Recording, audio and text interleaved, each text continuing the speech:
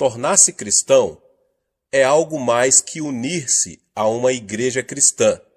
É muito mais do que simplesmente frequentar a igreja e receber o batismo em água.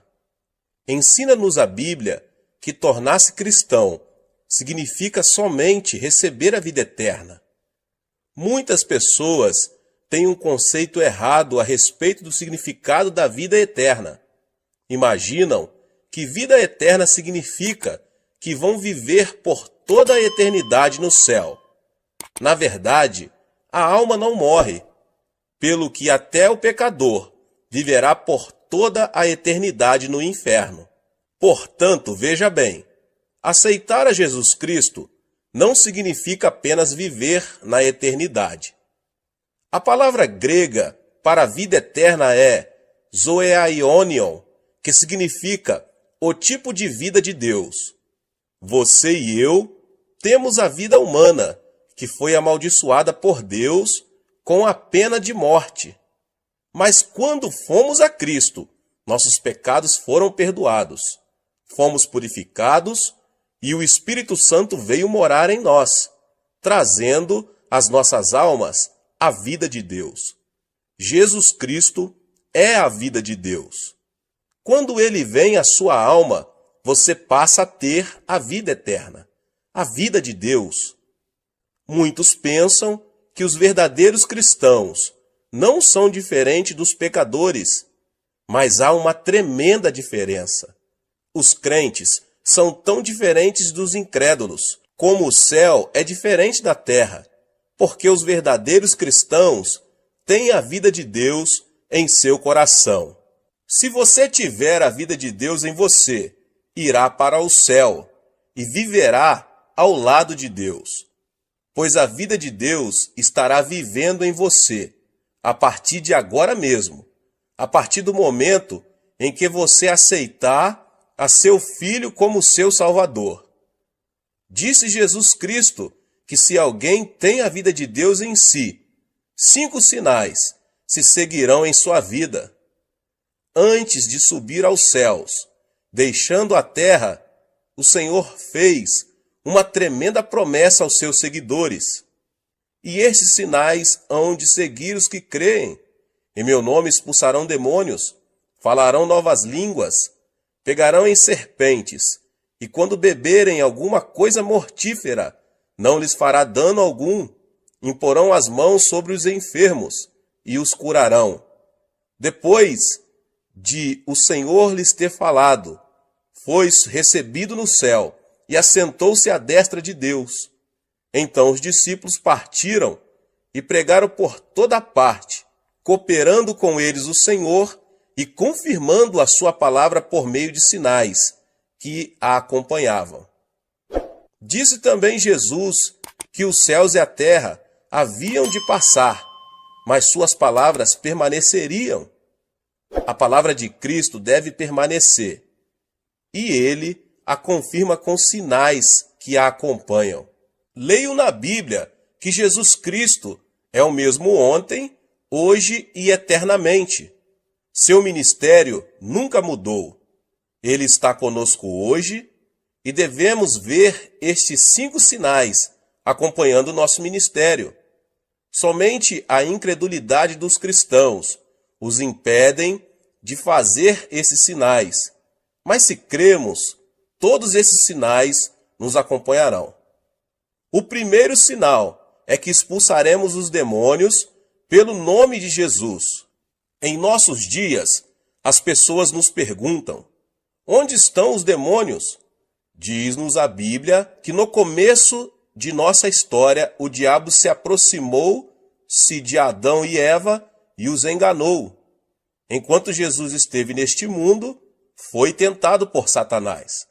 Depois de jejuar durante 40 dias e 40 noites, quando ele se dirigiu à sinagoga para pregar, e por onde quer que ele fosse, Satanás o desafiava. E por onde quer que Cristo fosse, ele expulsava demônios. Em certa ocasião, ele disse a Pedro: "Para trás de mim, Satanás." Mais tarde, o diabo haveria de entrar no coração de Judas Iscariotes e nele plantar a ideia de trair a Cristo. As pessoas de mentalidade mundana não entendem as coisas espirituais, mas quando somos iluminados pela vida de Jesus, ficamos sabendo que existe um inimigo chamado diabo. Nesses últimos dias, a obra do diabo está aumentando, mas Cristo nos concedeu esta promessa, segundo a qual podemos expulsar demônios em seu nome. Diz a Bíblia que Cristo é a verdade e que sua palavra é a verdade. Os ímpios dizem que o diabo não existe, mas Cristo nos diz que existe um diabo e seus demônios para serem expulsos. As pessoas ímpias dizem que existe apenas a natureza humana, mas Jesus nos diz que o diabo causa a concupiscência da carne, a concupiscência dos olhos e a soberba da vida. Nós, crentes, devemos desafiar os poderes de Satanás. Eu estava pregando em minha igreja certo dia e estava no auditório a esposa de um famoso médico. Ela estava paralisada de um lado e arrastava uma perna ao caminhar. Depois de ouvir o evangelho, ela passou a frequentar a igreja com regularidade. Em certa manhã, ouvi o som de uma gargalhada estranha que vinha da igreja. Senti um calafrio percorrer minha espinha. Quando me dirigi ao local, vi aquela mulher rindo e zombando. Tão logo me dirigi a ela e coloquei minha mão em sua cabeça. Ela se pôs a amaldiçoar-me. Fiquei chocado, porque essa senhora era de educação refinada, formada em farmacologia, educada numa universidade de Tóquio. Eu não podia crer que ela estava proferindo aquelas palavras tão vis. Quando comecei a orar por ela, uma voz estranha começou a sair de sua boca. A voz me dizia que eles não iam sair dela. Então eu perguntei: quem é você? Os demônios começaram a falar. Temos vivido nela há mais de 10 anos. Muitas pessoas têm tentado expulsar-nos, mas não sairemos. E você não vai conseguir expulsar-nos. Foi quando constatei que aquela mulher estava possuída de demônios, pelo que no nome de Jesus insisti em expulsar esses demônios. Mas eles continuaram a desafiar-me e lutamos por mais de 8 horas. Em nome de Jesus Cristo, ordenei aos demônios que saíssem, mas eles continuaram a protestar dizendo que de modo algum sairiam. Eu não havia tomado o desjejum pela manhã, nem havia almoçado, de modo que às 17 horas eu estava tão cansado que quase não conseguia falar, mas prossegui clamando: diabo, vá embora em nome de Jesus Cristo. A mulher também estava cansada, mas o diabo continuava dizendo: não, eu não vou sair. De minha parte, eu só não estava cansado, mas com muito medo, porque o marido dela era um famoso médico que trabalhava no Hospital da Cruz Vermelha em Seul. Não era cristão, e se me visse naquela situação, ele me processaria judicialmente. Em meu desespero, pus-me a clamar pelo nome de Jesus Cristo com maior fervor. O poder do Espírito Santo desceu sobre mim, e logo eu me vi cheio do Espírito, e me senti tão leve, como se eu estivesse esticado, bem na ponta dos dedos do pé. E novamente, com uma tremenda unção, ordenei ao diabo que saísse. De súbito, a mulher teve como uma convulsão e pôs-se a gritar. A seguir, desmaiou e ficou como morta. As pessoas ao meu redor começaram a dizer que ela estava morta. Mas quando eu a tomei pela mão e a levantei em nome de Jesus Cristo, ela se pôs de pé completamente curada de sua paralisia. Ela começou a pular e a louvar a Deus, e estando ocupada Em demonstrar seu regozijo, o marido chegou. Ao ver a esposa curada, o homem se ajoelhou ali mesmo e entregou seu coração ao Senhor Jesus. Eu estive também dirigindo outra vez uma série de reuniões evangelísticas na Inglaterra. As reuniões eram feitas num teatro. As pessoas estavam endurecidas. Eu lhes pedia que gritassem aleluia, mas ninguém me atendia. Só faziam sentar-se e ficar olhando para mim, com cara de quem não estava gostando do meu sermão. De minha parte, continuei a pregar a palavra de Deus. No final do culto, quando pedi às pessoas doentes que viessem à frente para a oração, só uma garota veio. Era magérrima e sentia dores terríveis no estômago. Tão logo, ela chegou na frente, começou a chorar. Disse ela: "Pastor, não posso comer nada. Tenho terríveis úlceras estomacais e já visitei inúmeros médicos e não fiquei curada. O Senhor pode orar por mim?" Quando coloquei minhas mãos sobre ela, a menina pôs-se a gritar. Ordenei-lhe: "Em nome de Jesus Cristo, fique curada." Mas nesse instante, repentinamente, ela se pôs a xingar-me. "Você aí, coreano de uma figa, volte para casa. Eu não vou sair." Perguntei-lhe então: "Quem é você?" Respondeu-me a voz: "Eu sou o diabo, e eu vou destruir esta menina. Antes de sair, eu vou matá-la." As pessoas por todo o teatro ouviram essas palavras. A congregação sentiu-se eletrizada. Todos se levantaram. Ordenei então ao diabo: "Diabo, em nome do Senhor Jesus, sai dessa mocinha." Ela começou a gritar horrendamente e depois caiu prostrada. Ergui-a pela mão, em nome de Jesus, e ela, com o rosto radiante, disse: "Louvado seja Deus." Ele foi embora. Ela ficou completamente curada. As pessoas apressadamente vieram à frente para receber orações. A partir da noite seguinte, a multidão encheu o teatro. O poder de Deus se manifestou às pessoas que o buscavam. Demônios escondidos estão operando em nossa sociedade. Estamos todos preocupadíssimos com poluição atmosférica e da água, mas o nosso mundo está cheio de poluição espiritual. Nosso mundo está cheio de imundícia. Nossas ruas estão cobertas de material pornográfico. Você acha que isso é trabalho de Deus? Você acha que esse é o trabalho das pessoas decentes? Não, é claro que não. É o trabalho do diabo. Precisamos eliminar a poluição espiritual de nossas vidas. Nossos filhos estão sendo desorientados pelo diabo. Precisamos amarrar o diabo e expulsá-lo em nome do Senhor Jesus. Você tem a vida eterna dentro de você. A vida eterna é o tipo de vida que vem de Deus, a forma mais elevada de vida.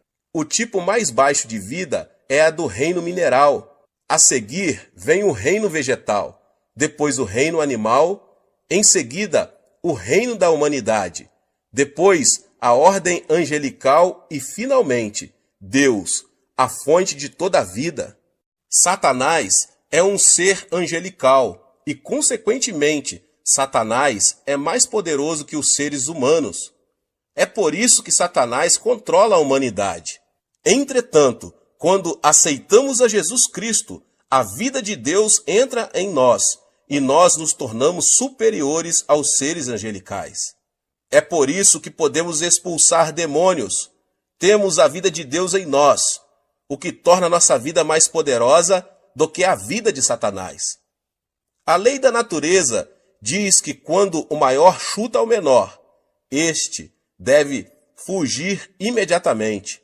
Se você é cristão, mora em você a forma de vida superior. A nova vida em você é superior à vida de Satanás. Portanto, quando você ordena a Satanás que saia em nome de Jesus Cristo.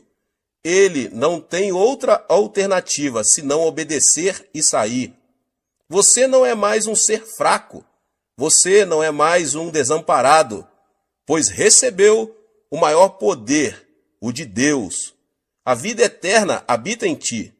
E você pode expulsar demônios em nome de Jesus.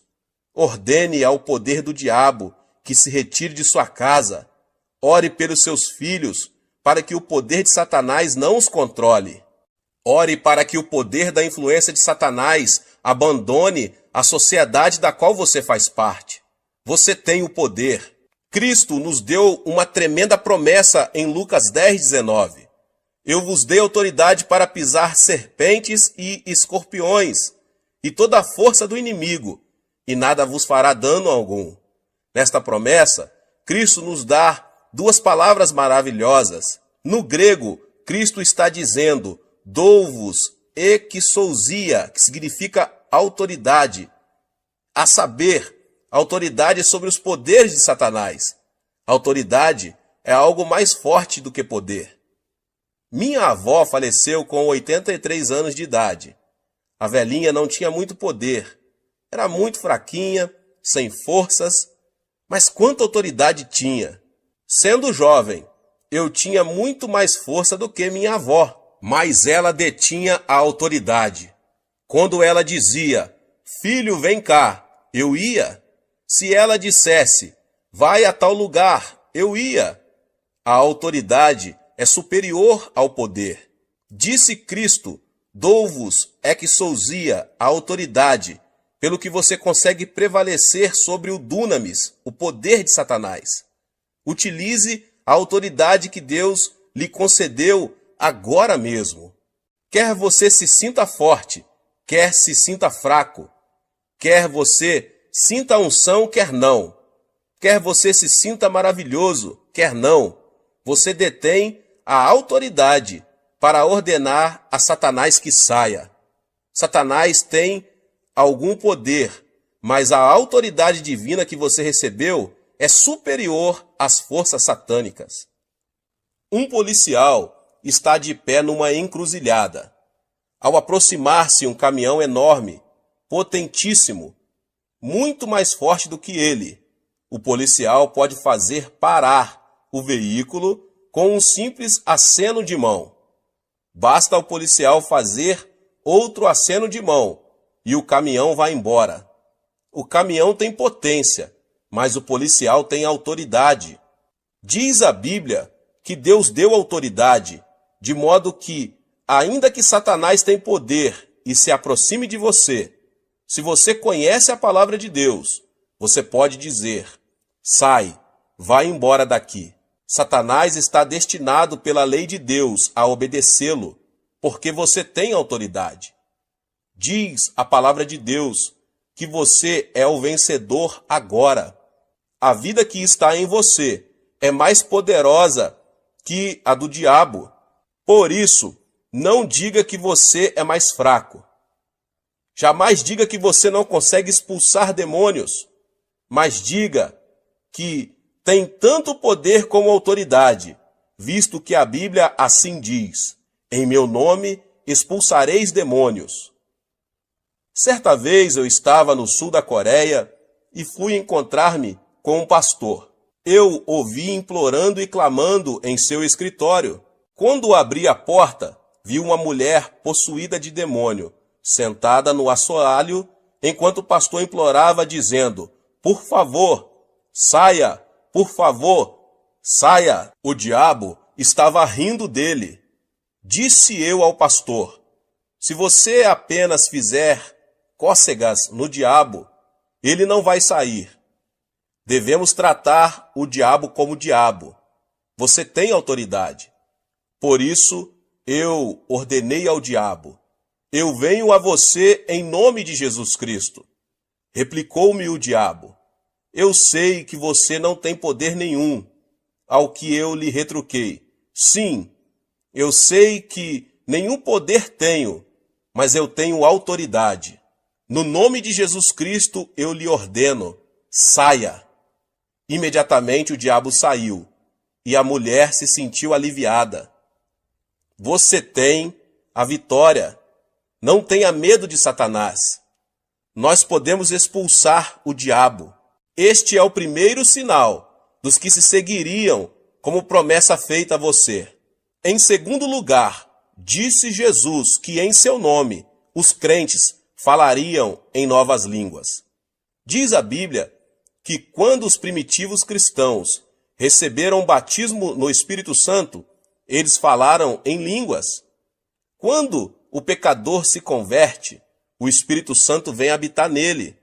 Mas quando essa pessoa recebe o batismo no Espírito Santo, o Espírito toma conta dele e flui através dele. O Espírito Santo assume o controle de sua língua e ele começa a falar numa língua nova, muito bonita. Eu próprio oro muito em línguas, mas a Bíblia nos ensina mais do que o uso de línguas desconhecidas, visto que quando nós nos tornamos cristãos, recebemos uma nova língua, isto é, uma nova linguagem. Quando estávamos no mundo, falávamos a linguagem mundana, mas quando nós nos tornamos cristãos, passamos a falar de novas coisas. Começamos a falar a nova língua da Bíblia. Trata-se de uma língua celestial vitoriosa. Tiago nos diz em sua carta, inserida na Bíblia, que a língua é um órgão pequeno, mas capaz de controlar todo o corpo. Diz ele que podemos controlar um cavalo com um freio enfiado em sua boca, em que o piloto dirige um enorme navio numa tempestade mediante um leme. Até mesmo uma pequena fagulha pode incendiar uma cidade inteira. A língua também, embora seja pequenina, é tão poderosa que consegue controlar todo o corpo. Dizem os neurocirurgiões que o centro da fala de nosso cérebro controla o cérebro todo. Assim que é o que você fala, controla seu corpo todo. Se você fala negativamente, tais coisas negativas controlam o seu corpo inteiro. Se você falar doenças o tempo todo, as doenças controlarão seu corpo. Se você falar de pobreza, a pobreza vai controlar todo o seu corpo. Aquilo que você fala é o que finalmente vai dar forma à sua vida e determinar seu destino. Pelo que você vai ter que vigiar sua língua. Você não deve jamais entregar sua língua a Satanás e falar negativamente. Não fale de doenças, de pobrezas ou de fracassos, nem daquelas coisas negativas que passam a controlar seu corpo e, portanto, seu futuro. O famoso fundador da missão do Congo tinha câncer no fígado e o médico lhe disse que ele não poderia viver por muito tempo. Por isso, ele saiu do Congo e voltou para a Inglaterra. Um dia, estando deitado num divã, tomando sol e lendo a Bíblia, seus olhos caíram em 1 Pedro 2,24, e ele leu: Ele mesmo levou em seu corpo os nossos pecados sobre o madeiro, para que, mortos para os pecados, pudéssemos viver para a justiça. Pelas suas feridas fostes sarados. Uma nova revelação veio ao seu coração. O médico disse que eu sou um moribundo. A Bíblia diz que pelas suas feridas eu fui curado. Devo acreditar no médico ou devo acreditar na palavra de Deus? É claro que eu devo acreditar na palavra de Deus. A partir deste momento, ele determinou a falar da forma como a Bíblia fala. E pela fé, ele declarou o seguinte: pelas suas feridas eu fui sarado. A palavra de Deus começou a controlar seu corpo, e esse missionário ficou completamente curado do câncer no fígado. Uma moça estava morrendo de tuberculose. O médico do sanatário chamou a mãe dela e pediu-lhe que levasse a filha para casa, para ela morrer ao lado da família. Por isso seus pais foram ao hospital e levaram a filha embora. Ela estava prestes a morrer. Conduziram-na para o apartamento onde moravam. Certo dia, sua mãe estava passando roupa, e a filha leu na Bíblia a passagem que diz: pelas suas feridas fostes sarados. Ela gritou: mãe, vem cá, olhe esta passagem. Diz que pelas feridas de Cristo eu fui sarada. Se eu fui sarada, por que devo ficar deitada aqui? Traga minhas roupas e meus sapatos. Sua mãe replicou: oh, não, você não deve levantar-se, porque o médico nos advertiu muito bem que você deve ficar deitada. Replicou a jovem: mãe, será que Deus disse uma mentira? Você sempre me ensinou a crer na palavra de Deus. E a palavra diz que pelas feridas de Cristo eu fui sarada. Não devo crer nessa palavra? A mãe trouxe as roupas pedidas e a filha as vestiu. A moça levantou-se e, embora gaguejasse um pouco, declarou: eu fui curada pelas feridas de Cristo. Sua língua começou a controlar-lhe o corpo todo. Ela se dirigiu à cozinha, cozinhou alguns alimentos e pôs-se a comer. Depois foi à sala para louvar a Deus. À medida que confessava que estava curada pelas feridas de Cristo, foi ficando cada vez mais forte, de modo que, dentro de uma semana, sentia-se muito bem. Ela foi ao hospital e, depois de passar por um exame médico completo, foi declarada curada. A palavra de Deus deve permanecer para sempre. O que você falar, vai obter. A Bíblia nos manda falar à montanha e ordenar-lhe que seja lançado ao mar, e isso acontecerá. A Bíblia contém 32.500 promessas. Pronuncie as promessas de Deus e você vai obter o que a palavra de Deus promete a você. Muitas pessoas estão pronunciando as palavras erradas. Estão continuamente falando de modo negativo. Falam de seus fracassos, falam de suas fraquezas, falam de sua infelicidade. Depois se queixam e ficam imaginando as razões porque são um fracasso e porque não há paz em suas casas. Ficam imaginando porque há tantas fraquezas em seu corpo. A razão é que controlam seu corpo com a conversa errada. Fale uma língua nova, fale a língua da Bíblia. Fale de redenção, de vida eterna. Fale que você foi sarado pelas feridas do Senhor Jesus Cristo. Diga que Deus é sua força e você verá boas coisas acontecerem a você. Sim, aprenda a falar uma nova língua.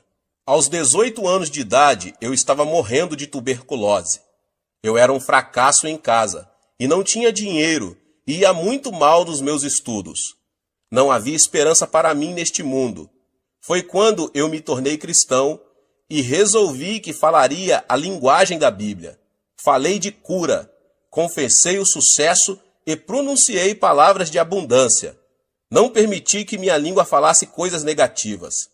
Neste momento estou pastoreando uma congregação de 600.000 membros e Deus nos deu capacidade de construir uma igreja que custa cerca de 5 milhões de dólares. Também estamos enviando missionários pelo mundo todo. Quando mudei minha maneira de falar, minhas circunstâncias mudaram também. Um dia li um jornal médico coreano, um artigo muito interessante, escrito pelo diretor-geral da Associação Médica. Disse ele que muitos coreanos estavam morrendo do que ele denominava morte habitual. Disse que muitas pessoas acham que vão morrer com 50 e poucos anos, porque seus pais haviam morrido nessa idade. Por isso, ao entrar nos 50 e poucos anos, já começaram a ter tonturas e pensam que vão morrer logo. E muitas pessoas morreram nessa faixa de idade, ainda que não haja causa médica para a morte.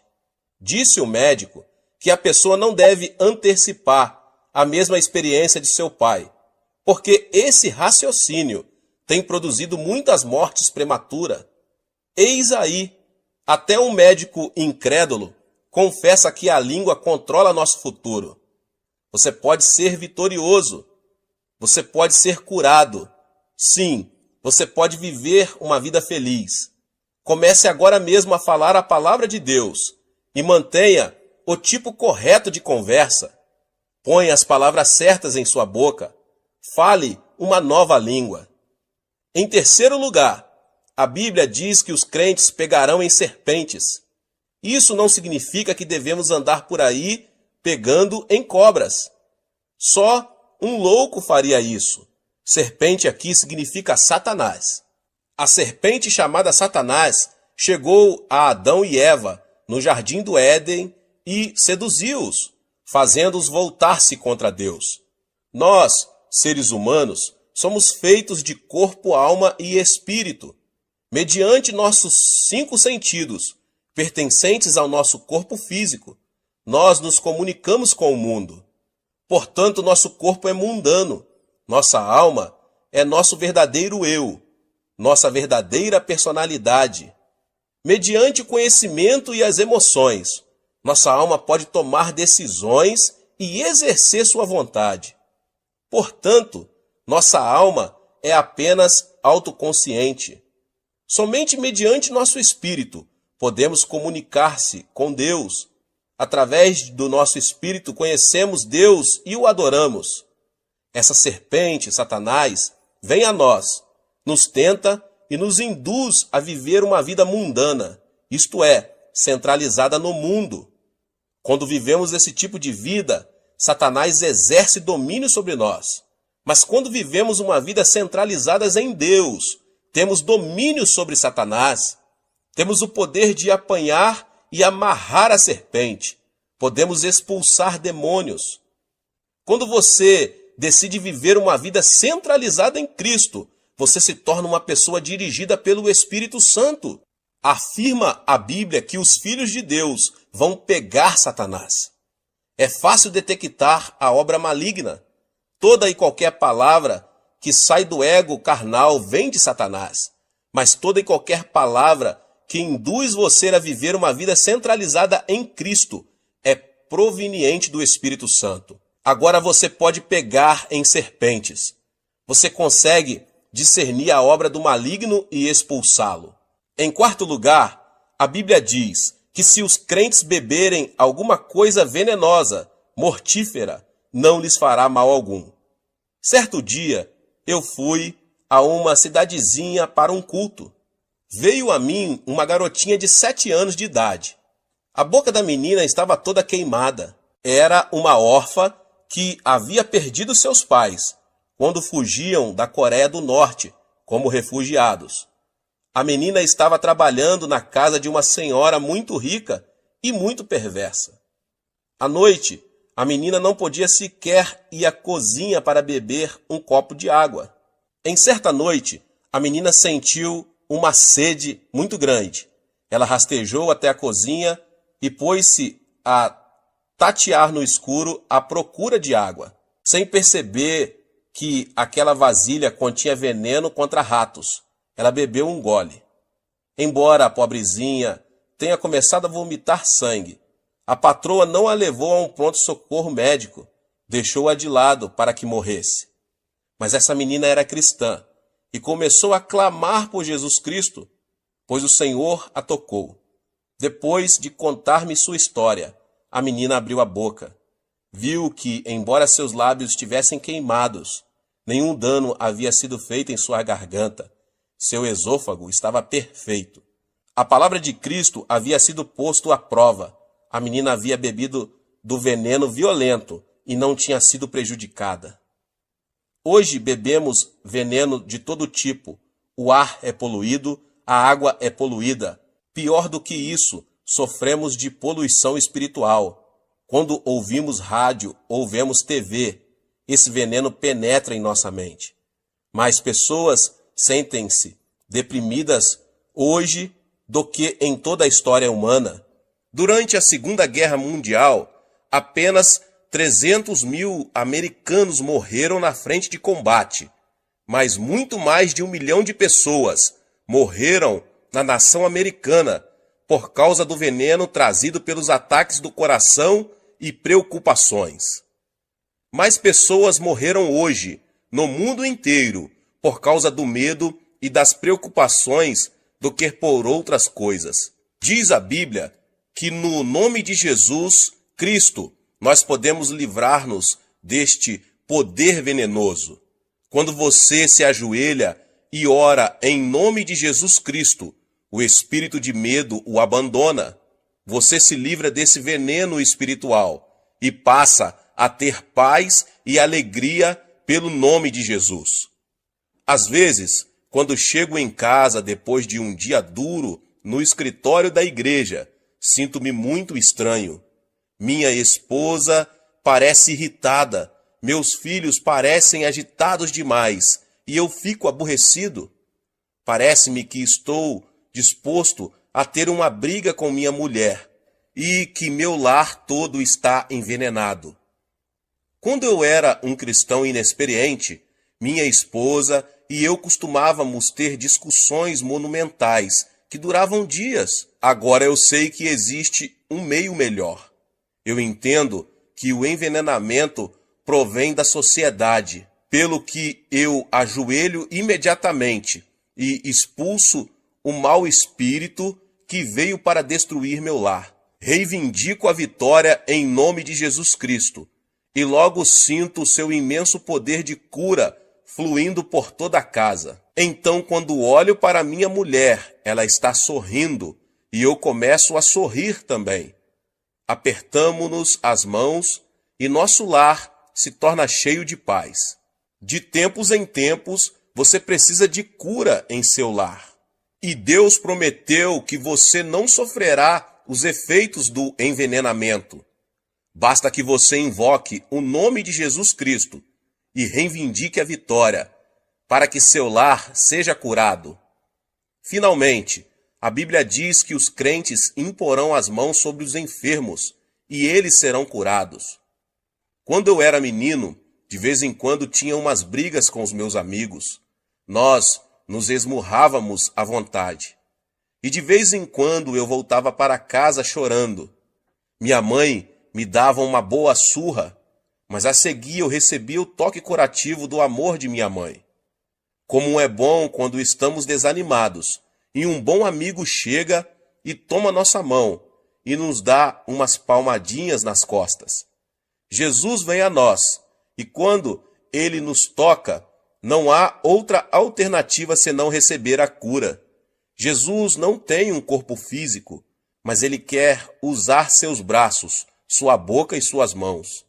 Quando você impõe suas mãos sobre os enfermos, em nome de Jesus, o poder do Espírito Santo flui através de suas mãos e a cura se estabelece.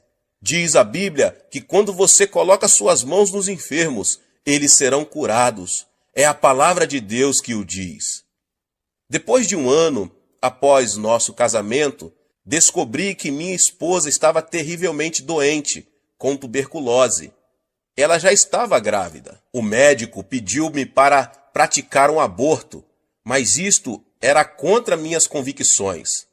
Todos os dias eu impunha minhas mãos no corpo de minha mulher e sentia o poder do Espírito Santo fluindo através de todo o seu corpo, enquanto eu reivindicava a vitória. Após alguns meses, ela ficou completamente curada. Mas depois que nosso primeiro filho nasceu, ele começou a ter terríveis acessos de tosses e o médico não conseguia curá-lo. Todas as noites ele tossia quase ao ponto de asfixiar-se e o médico estava bastante preocupado. Então, em nome de Jesus Cristo, coloquei minhas mãos sobre ele e senti o poder de cura cobrir meu filho. Vez após vez, quando eu impunha as mãos sobre meu filho, eu senti a vida de Cristo passar para ele. E logo, para espanto dos médicos, o menino ficou completamente bom. A vida de Deus habita em você.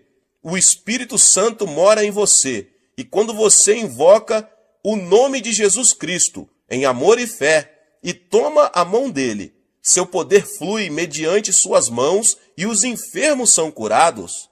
Que o poder de Deus inunde sua vida, à semelhança de um rio caudaloso. Esse é o outro privilégio da pessoa ser crente. A Bíblia diz que esses 5 sinais o acompanharão se você crer. Levante-se e tome posse da vitória. Use esses sinais para o benefício de seus vizinhos, para trazer libertação aos oprimidos para a glória de Deus. Dê nova esperança e uma nova língua aos que estão desencorajados. Tenha discernimento na presença do diabo e expulse-o. Estes são privilégios seus como cristão, em nome de Jesus.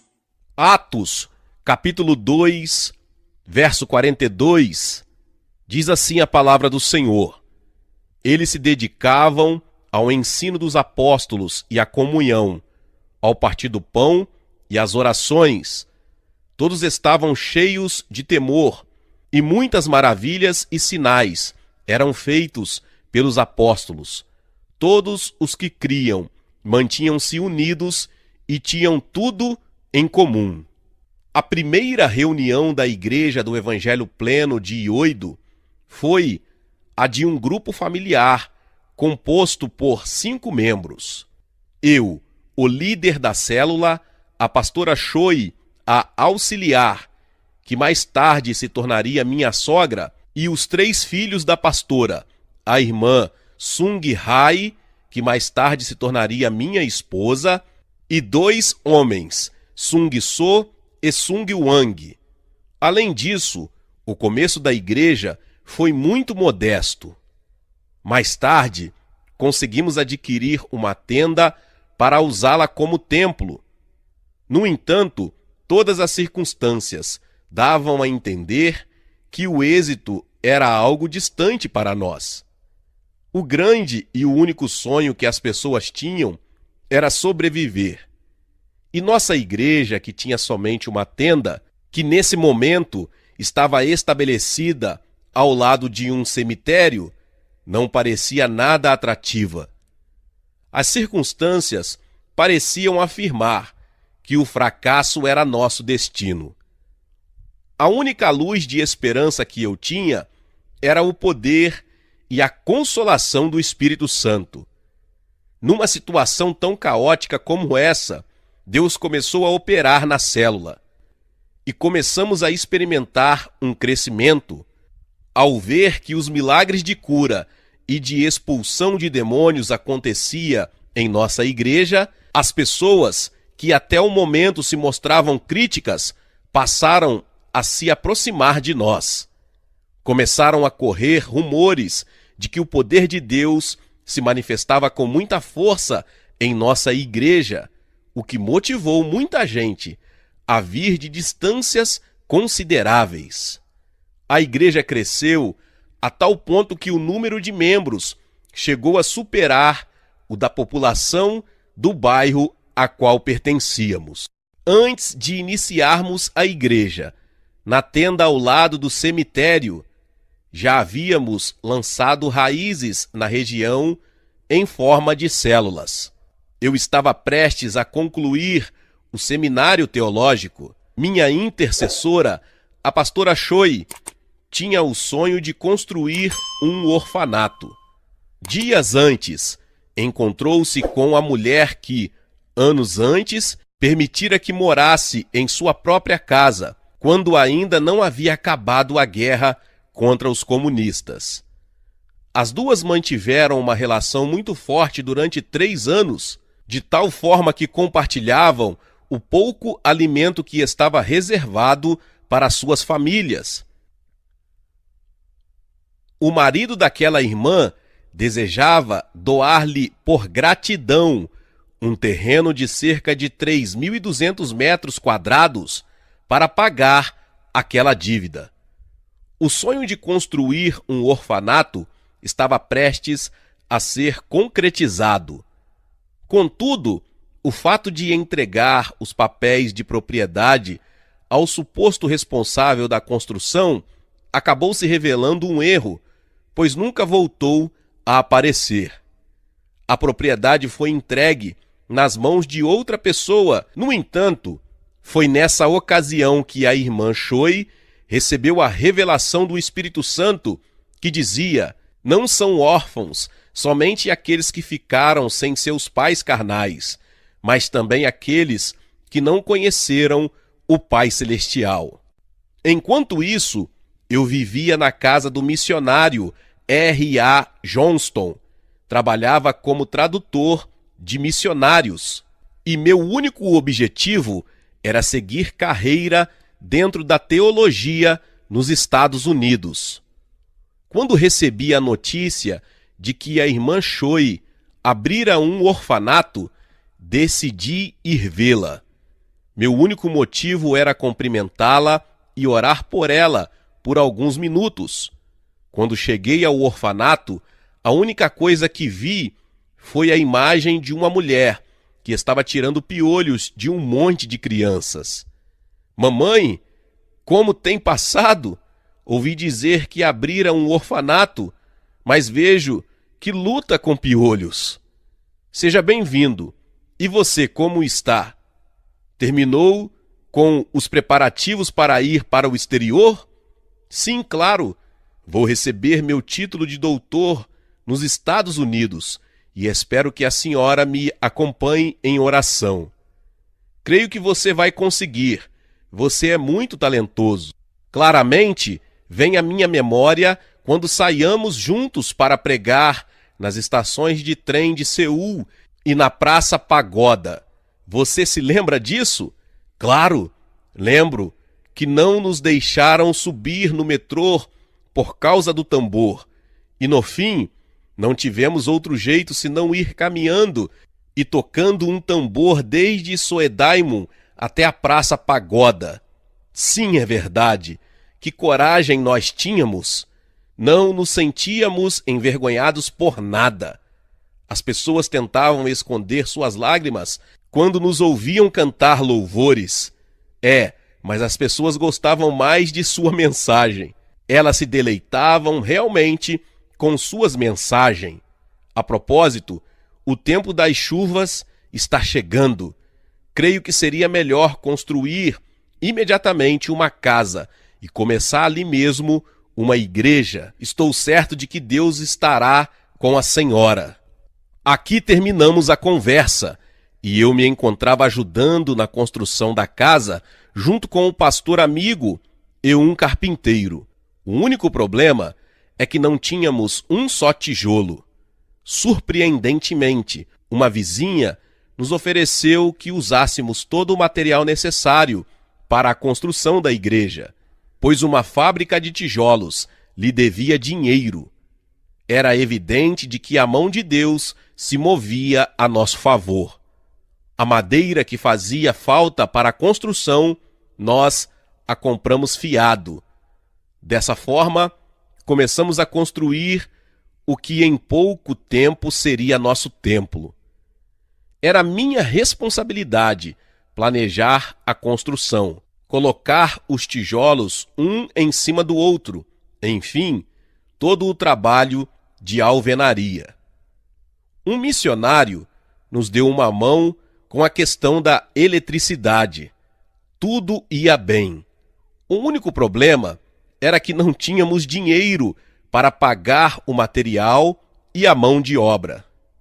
Certo dia, recebemos a visita do administrador de finanças da empresa em que a irmã Choi certa vez trabalhava. O motivo da visita era um salário que eles deviam à minha futura sogra.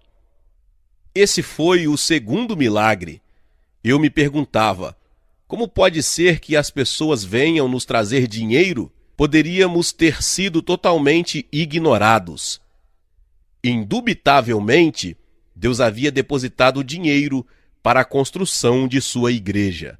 Aleluia! Obrigado, Deus!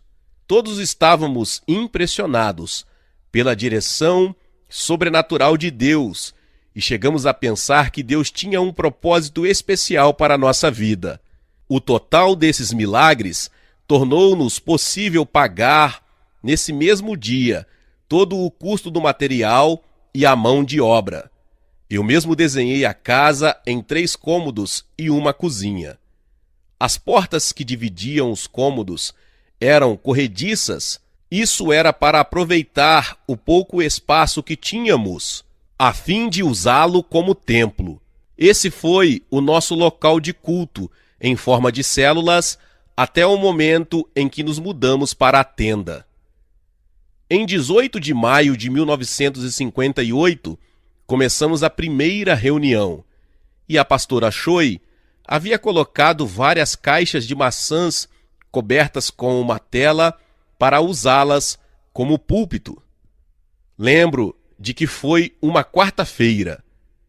Antes de inaugurar o templo, a pastora Choi começou a percorrer toda a região para anunciar as boas novas. Enquanto ajudava a cultivar pimentas e arrancar ervas daninhas, e já conseguira a confirmação de 5 pessoas de que estariam no culto daquela noite. Quando morava na casa do missionário Johnston e preparava os papéis para continuar meus estudos nos Estados Unidos, recebi um telefonema da parte da pastora Choi. Irmão Cho, você pode dirigir o culto desta noite em minha igreja? Começa às 19 horas. É algum culto especial? Bem, poderíamos chamá-lo de culto de inauguração do templo. 5 pessoas se comprometeram a vir. Aceitei o convite. Eu estava tão entusiasmado que cheguei à igreja com 1 hora de antecedência. Sentei-me à mesa e comi o melhor banquete como jantar, arroz com cevada. Contávamos os minutos, mas nem sequer uma pessoa chegou até às 20 horas, e chovia. Irmão Cho, perdoe-me, 5 pessoas se comprometeram a estar presentes, mas não se preocupe, Deus vai nos ajudar.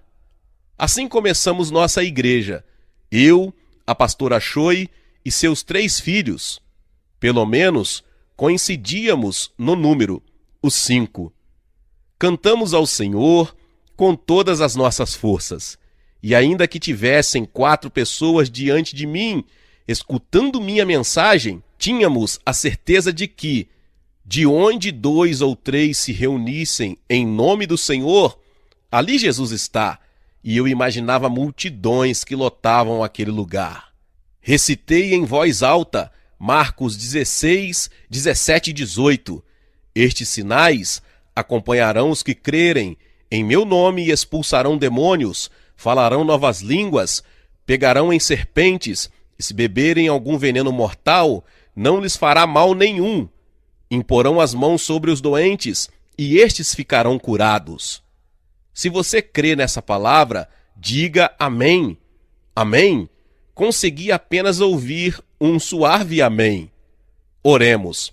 Senhor, sabemos que há muita gente nesta comunidade, mas não veio nem sequer uma pessoa nesta noite.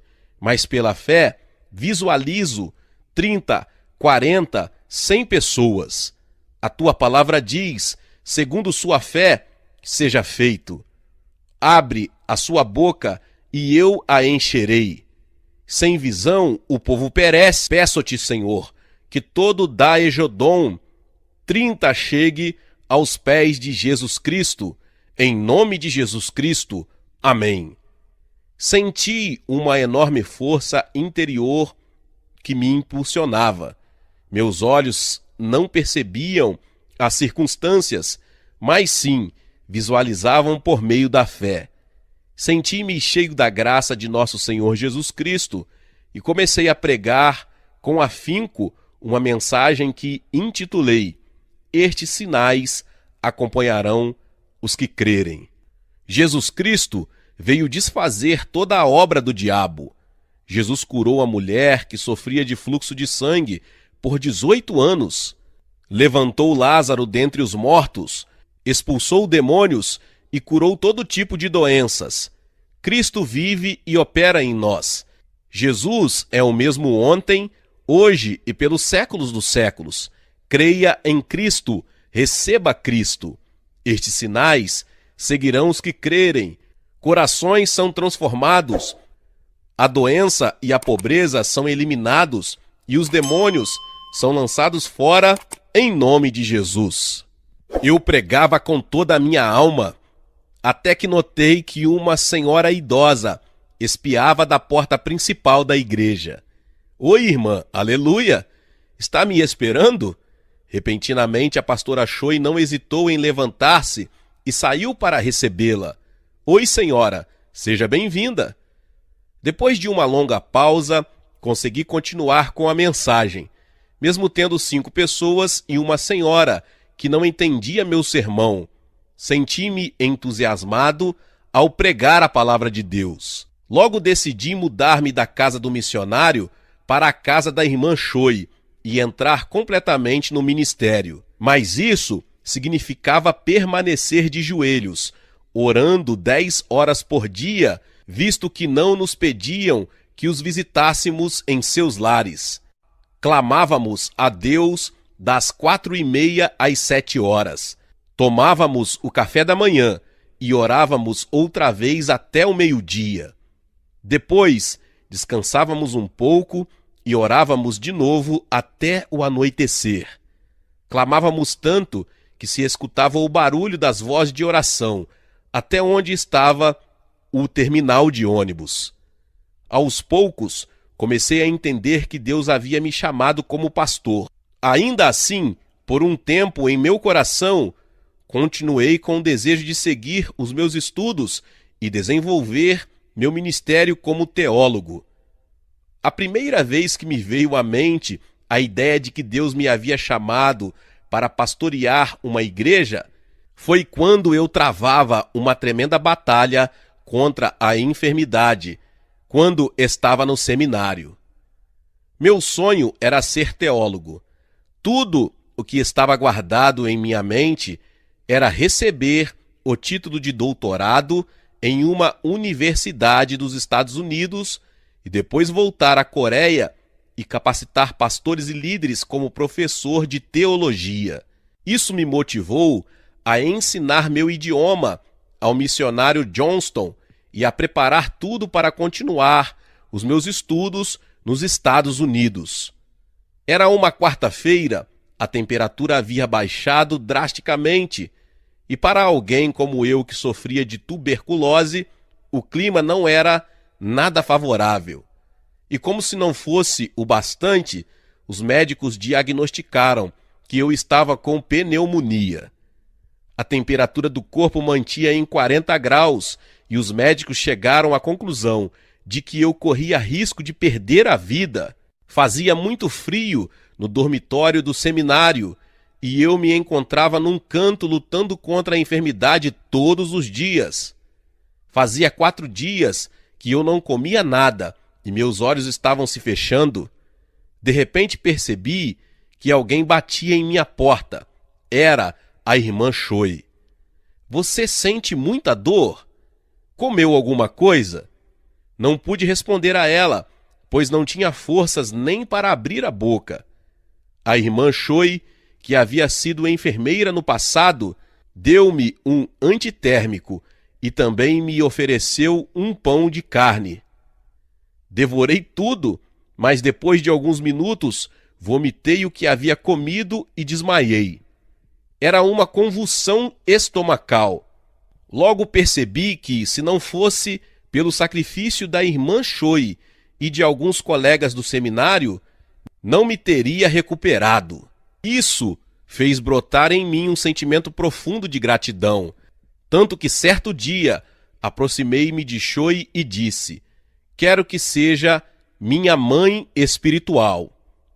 Todas essas experiências me levaram a meditar numa grande variedade de coisas.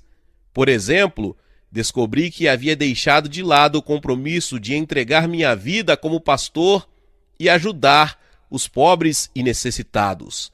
Também descobri uma motivação impura que havia dentro de mim. Meu sonho estava baseado na sede por fama e reconhecimento, e não em que fosse para a glória de Deus. Tive a certeza de que esse desejo não era agradável a Deus e não hesitei em me arrepender e confessar todos os meus pecados ocultos.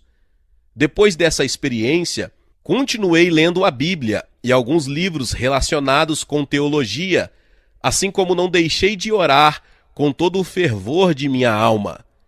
Subia todos os dias a um monte com outros colegas do seminário para receber a plenitude do Espírito Santo. Em outubro de 1957, H. Ehrman, famoso evangelista estadunidense, iniciou uma cruzada evangelística que se estenderia por 24 dias. Ofereci-me para ser intérprete. A guerra havia deixado grandes marcas e as pessoas estavam famintas. Procuravam ouvir alguma palavra de esperança. O Espírito Santo começou a agir miraculosamente e senti que eu não era mais o mesmo. Pregava com tanto fervor que logo me disseram que as pessoas me haviam confundido com o evangelista. Meus colegas do seminário vinham todas as noites para participar da cruzada e depois ficavam por toda a noite orando. Certamente eu não queria ser exceção. Mesmo com problema de saúde, uni-me ao grupo de seminaristas na oração e intercessão.